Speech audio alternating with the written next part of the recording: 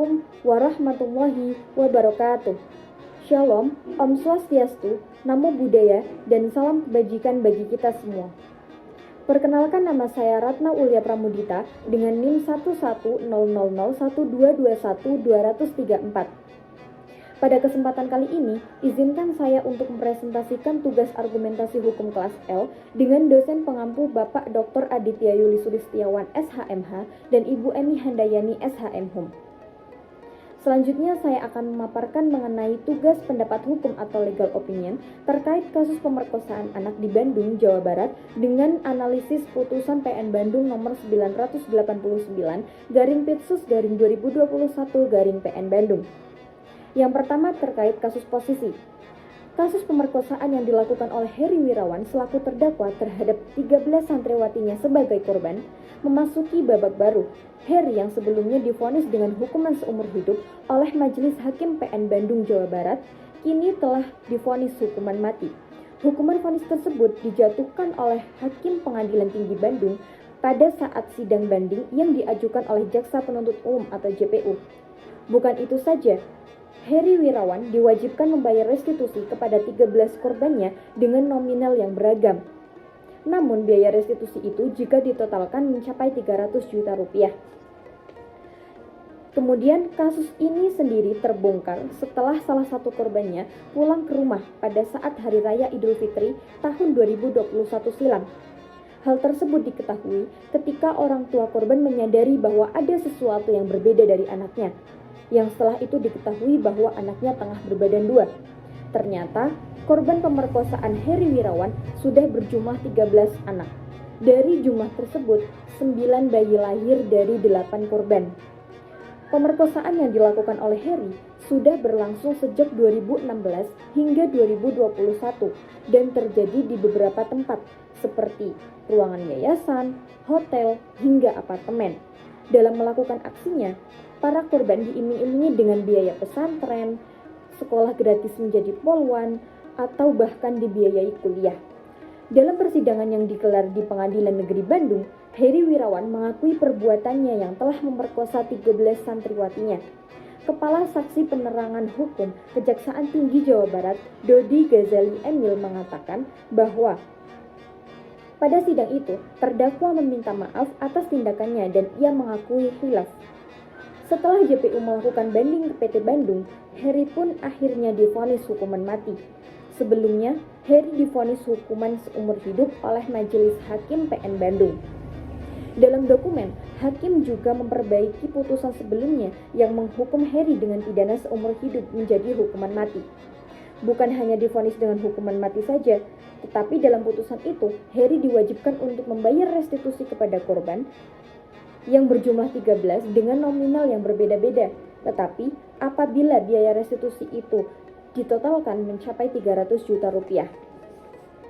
Kemudian, sebelumnya dalam sidang Pengadilan Negeri Bandung, restitusi dibebankan kepada negara, dalam hal ini Kementerian Pemberdayaan Perempuan dan Perlindungan Anak Republik Indonesia. Tetapi setelah adanya banding di PT Bandung, maka hakim memberikan biaya restitusi itu dibebankan kepada terdakwa, yaitu Heri Wirawan. Baik, untuk yang kedua, yaitu mengenai isu hukum. Isu hukum yang pertama, yaitu apakah perbuatan Heri Wirawan memenuhi unsur-unsur tindak pidana pemerkosaan anak sebagaimana yang diatur dalam Undang-Undang Perlindungan Anak, yaitu Undang-Undang Nomor 35 Tahun 2014, Junto Undang-Undang Nomor 23 Tahun 2002 atau Kitab Undang-Undang Hukum Pidana. Kemudian yang kedua, apakah Heri Wirawan dapat mempertanggungjawabkan tindakannya terkait tindak pidana pemerkosaan anak terhadap 13 santriwatinya tersebut? Kemudian yang ketiga, apakah pengaturan hukum yang berlaku seperti ancaman pidana dalam pasal 81 dan pasal 82 Undang-Undang Perlindungan Anak dapat diterapkan dalam kasus ini?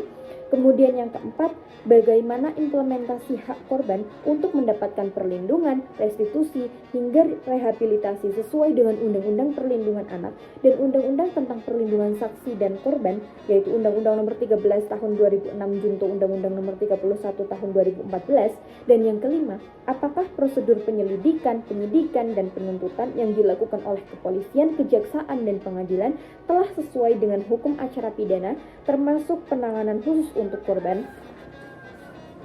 Untuk yang ketiga, mengenai dasar hukum. Dasar hukum yang pertama adalah pasal 76D dan pasal 81 Undang-Undang Nomor 35 Tahun 2014 tentang Perlindungan Anak. Kemudian yang kedua yaitu pasal 285, pasal 287 dan pasal 290 KUHP. Kemudian yang ketiga ada pasal 4 ayat 2 dan pasal 6 Undang-Undang Tindak Pidana Kekerasan Seksual atau Undang-Undang TPKS.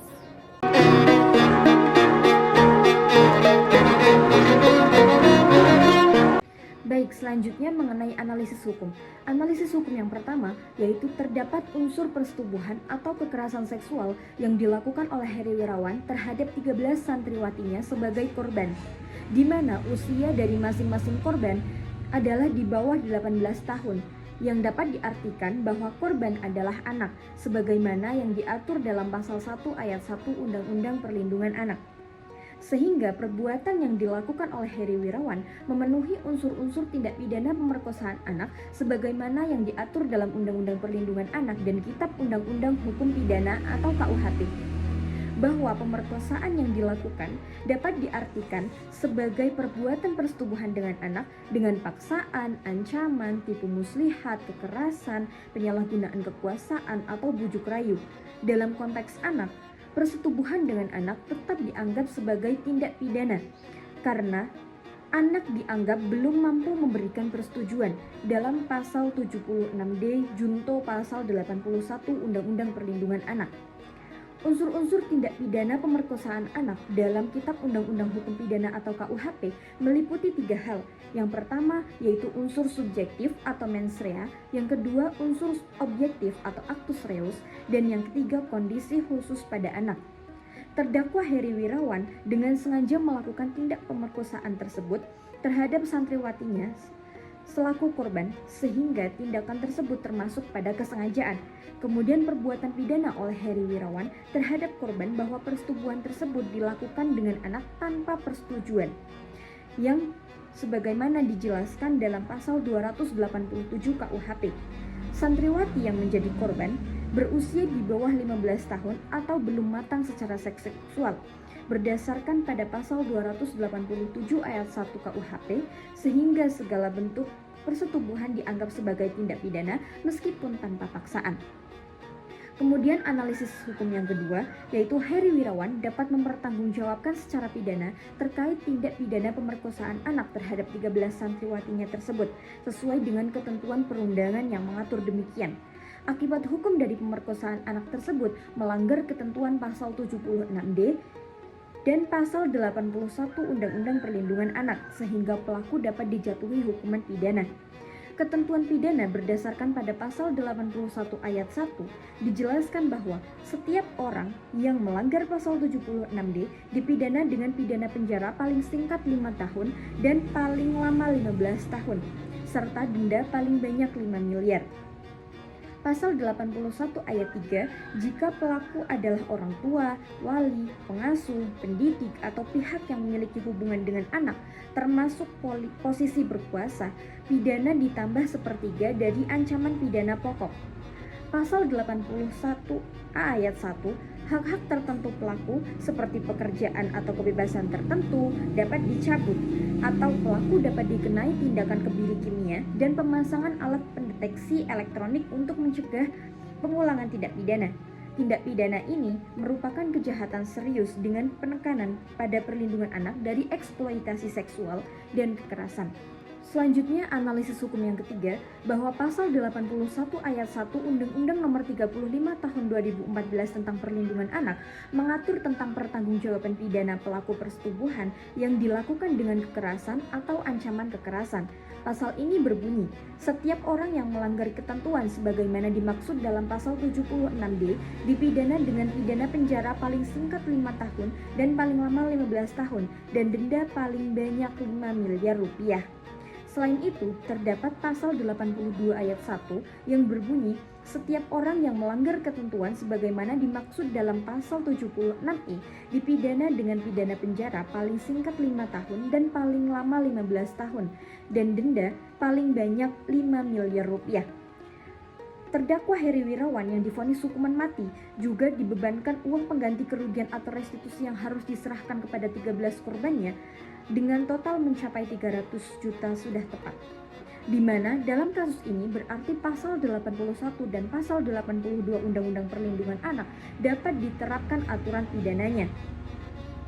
Berdasarkan ketentuan dalam pasal 285 Kitab Undang-Undang Hukum Pidana atau KUHP dan pasal 81 serta pasal 82 Undang-Undang Perlindungan Anak, sanksi yang dijatuhkan kepada terdakwa yang melakukan tindak pidana pemerkosaan haruslah sesuai dengan undang-undang yang mengaturnya. Selain itu, pada dasarnya sanksi terkait tindak pidana pemerkosaan terhadap anak juga diatur dalam pasal 4 ayat 2 dan pasal 6 Undang-Undang Tindak Pidana Kekerasan Seksual atau Undang-Undang TPKS. Di mana dalam pasal 6 mengatur tentang sanksi bagi pelaku pelecehan seksual secara fisik. Dan sanksi yang diatur dalam pasal 6 Undang-Undang TPKS adalah pidana penjara paling lama 4 tahun dan denda paling banyak 50 juta rupiah. Di sini hakim mempunyai peran yang sangat penting karena dengan menerapkan aturan pidana yang diatur dalam pasal-pasal tersebut, seorang hakim harus benar-benar mencari keadilan bagi semua pihak supaya tujuan dari hukum dapat terpenuhi dengan sebaik-baiknya. Selanjutnya, analisis hukum yang keempat, yaitu bahwa hakim harus berbuat adil dalam memutuskan perkara tersebut karena putusan yang dijatuhkan kepada anak harus dapat dipertanggungjawabkan dan harus memperhatikan hak-hak anak seperti hak untuk hidup, non-diskriminasi, kepentingan yang terbaik bagi anak, kelangsungan hidup dan perkembangan, serta penghargaan terhadap anak.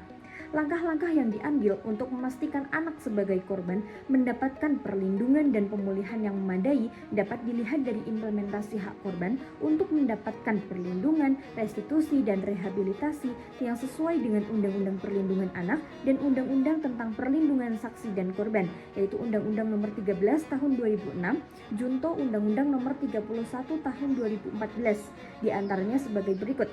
Yang pertama, upaya rehabilitasi, baik dalam lembaga maupun di luar lembaga.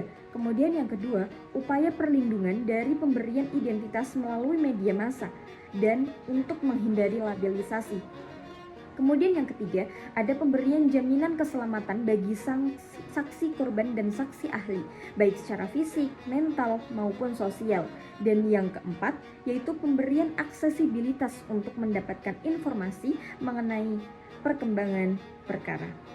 Pada intinya, korban di dalam kasus ini, yaitu 13 santriwati, harus mendapatkan upaya hukum perlindungan anak dengan semaksimal mungkin mengenai restitusi yang harus sudah ditetapkan maka harus dibayarkan oleh terdakwa kepada korban.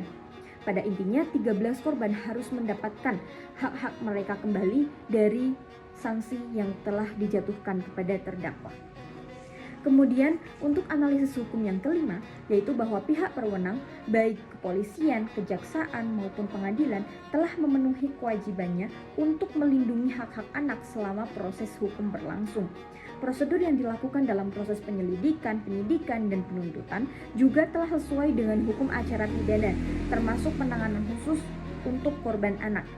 Kasus Heri Wirawan, seorang pemimpin pesantren yang dinyatakan bersalah atas pemerkosaan terhadap 13 santriwatinya, menjadi sorotan nasional di Indonesia, khususnya terkait bagaimana hukum acara pidana diterapkan dalam kasus ini, termasuk penanganan hak korban. Baik, akan kita ulas satu persatu. Yang pertama yaitu penyelidikan dan penyidikan. Dalam kasus Heri Wirawan, kepolisian dan kejaksaan bekerja sama dengan Pusat Pelayanan Terpadu Pemberdayaan Perempuan dan Anak atau P2TP2A untuk mendampingi korban. Proses penyidikan termasuk pengumpulan keterangan dari korban dilakukan dengan mempertimbangkan kondisi psikologis anak-anak sesuai dengan Undang-Undang Perlindungan Anak, yaitu Undang-Undang Nomor 35 Tahun 2014 junto Undang-Undang Nomor 23 Tahun 2002. Baik, untuk yang kedua yaitu mengenai penuntutan. Jaksa dalam kasus ini menuntut hukuman maksimal termasuk hukuman mati, kebiri kimia, dan restitusi kepada korban. Hal ini sesuai dengan ketentuan dalam Undang-Undang Perlindungan Anak dan Undang-Undang tentang Tindak Pidana Kekerasan Seksual atau Undang-Undang TPKS. Kemudian yang ketiga, terkait penanganan korban anak, bahwa penanganan korban anak dalam kasus kekerasan seksual harus mengikuti prinsip perlindungan khusus anak, termasuk hak untuk dirahasiakan identitasnya dan mendapatkan layanan rehabilitasi. Baik, untuk selanjutnya mengenai kesimpulan, dari analisa hukum yang telah dijelaskan di atas didapat kesimpulan sebagai berikut. Yang pertama, terdapat unsur persetubuhan atau kekerasan seksual yang dilakukan oleh Heri Wirawan terhadap 13 santriwatinya sebagai korban, di mana usia dari masing-masing korban adalah di bawah 18 tahun, yang dapat diartikan bahwa korban adalah anak sebagaimana diatur dalam pasal 1 ayat 1 Undang-Undang Perlindungan Anak. Kemudian yang kedua, bahwa Heri Wirawan dapat mempertanggungjawabkan pidana terkait tindak pidana pemerkosaan anak sebagaimana diatur dalam undang-undang terkait. Akibat hukum dari pemerkosaan anak tersebut melanggar ketentuan pasal 76D dan pasal 81 Undang-Undang Anak sehingga pelaku dapat dijatuhi hukuman pidana. Kemudian yang ketiga, bahwa terdakwa Heri Wirawan divonis hukuman mati, juga dibebankan uang pengganti kerugian atau restitusi yang harus diserahkan kepada 13 korbannya dengan total mencapai 300 juta sudah tepat. Di mana dalam kasus ini berarti pasal 81 dan pasal 82 Undang-Undang Perlindungan Anak dapat diterapkan aturan pidananya. Kemudian yang keempat, hakim haruslah berbuat adil dalam memutuskan perkara tersebut karena putusan yang dijatuhkan kepada anak harus tetap memperhatikan hak-hak pada anak. Pada intinya, korban dalam kasus ini, 13 santriwati tersebut harus mendapatkan upaya perlindungan anak dengan semaksimal mungkin mengenai restitusi yang harus sudah ditetapkan, maka harus dibayarkan oleh terdakwa kepada para korban. Kemudian yang kelima, yaitu prosedur yang dilakukan oleh pihak berwenang, baik kepolisian, kejaksaan, maupun pengadilan, dalam proses penyelidikan, penyidikan, dan penuntutan juga telah sesuai dengan hukum acara pidana, termasuk penanganan khusus untuk korban anak. Selanjutnya untuk daftar pustaka akan saya tampilkan sebagai berikut.